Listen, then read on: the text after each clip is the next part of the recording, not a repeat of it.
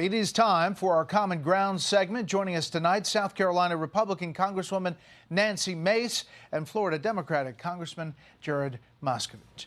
Thank you so much for being here. You have a number of things that you share common ground on, but this is pretty urgent in that it's happening this next week, and that is the United Nations General Assembly and your efforts to try to not have the Iranian president come. You sent a letter to President Biden on the General Assembly saying, considering his appalling human rights violations and his government's ongoing efforts to assassinate U.S. citizens, we must not offer an offender the privilege of setting foot on U.S. soil or the validation of speaking at the United Nations. Their presence in the U.S. or at the UN is not only inappropriate, but also potentially dangerous. For you all, a big deal, Congressman?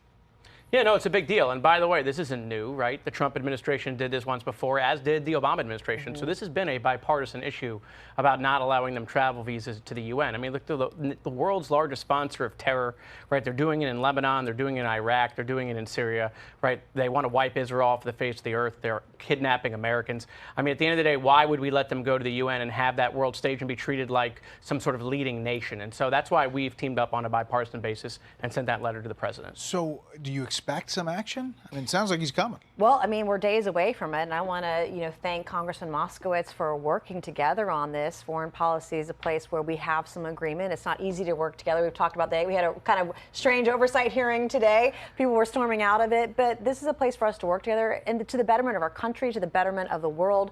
And we're dealing with a president who endorses mass murder of political dissidents, mass murder of Americans. And why are we just opening the door wide open? And think about it, the irony here, just last year, the world's best tennis player was banned from playing in the U.S. Open, banned from traveling to the U.S. to play in the U.S. Open because he wasn't vaccinated. And yet we're going to allow these folks into our nation in just a few days. And this should not be the priority. As he said, both Trump and Obama denied visas to the Iranian regime, and we should be doing that too. The United Nations pushes back, says they welcome all leaders to be able to have common ground on a world stage. The Iranian president spoke to NBC about the anti-government protests in his country just last night. It was an incident. The same incidents happen every day in the U.S. and in the European cities. The Islamic Republic of Iran responded swiftly and followed the issue. Those who provoked the people and made use of this opportunity, that was the U.S. and European countries. You know, it also comes, Congressman, as the administration has just finished this deal with this prisoner exchange, as well as $6 billion going to Iran, that the president in that interview said he doesn't have any restrictions on that money. Are you concerned about that as well? Well, first of all, that's wonderful propaganda, again, from the Iranians, in their interview. And look, you're talking to someone whose district I represent, the Levinson family. Robert Levinson was taken by the Iranians, and he never came home. Right. And so, listen, I think we should do everything we can that when this happens in the world to bring Americans home. But look, no, I'm uncomfortable with the Iranian regime getting additional dollars because at the end of the day, they've shown what happens in the past. They build drones. They wind up in the war with Ukraine. They take that money. They give it to Hezbollah. And so, no, that is very concerning. But listen, we got to do everything we can to bring Americans home because I've seen what happens when families, when their father goes missing and they miss weddings and they miss funerals. I mean, it just the family is never the same.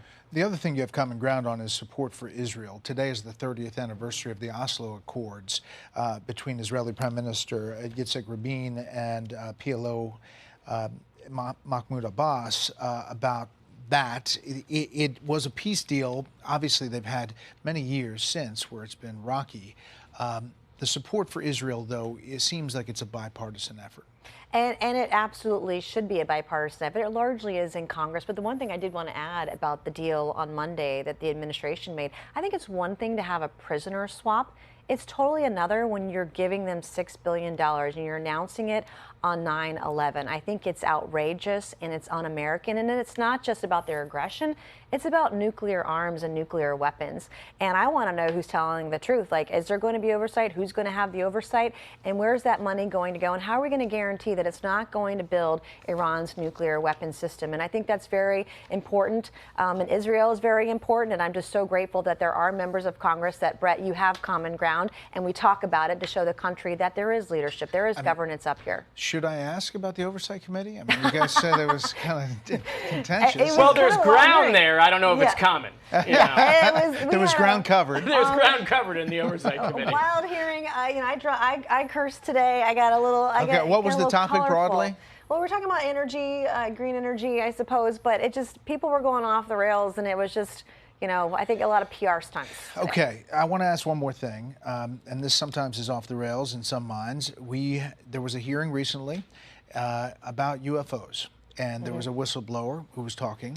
You had an exchange in which you said, do the bodies that the pilots recovered, and he came back and he said biologics came from some of these recoveries. Were they human or non-human biologics? And he says non-human.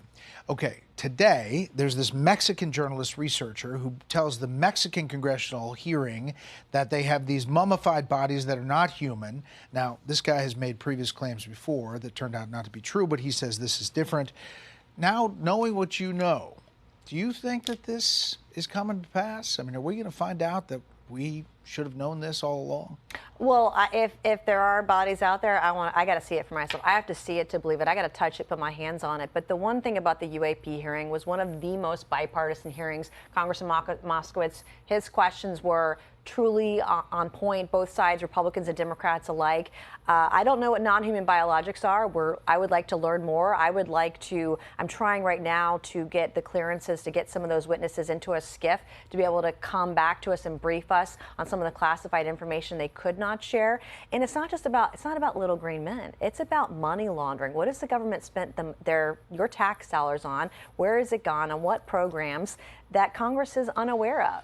And so that's bipartisan too, wanting to get to the truth. I mean, it sounds cliche. The truth is out there, but we really do want to find out what the heck's going on here. Yeah, by the way, I wouldn't even say it was bipartisan. I say it was nonpartisan. Totally. I mean, the whole committee worked together. The Congresswoman did a great job. I mean, I think the real questions are just around government transparency. I mean, it's clear that they're not being as transparent with the American people as possible. I mean, there's also the question of, are the aliens out there and are they going to come after us? I mean, right. That's a big I don't know too. I don't know that we're there yet, Bret. I think we have simpler questions like, well, okay, if there are these weapons programs, like when we used stealth helicopters to go after Osama bin Laden 12 years ago, and we didn't know that these stealth helicopters existed, and they came out of Area 51, by the way. Are there secret weapons programs, advanced technologies that we have? How are they getting funded, right? So there are funding questions. And then listen, Mr. Grush worked in this department that looks at this stuff.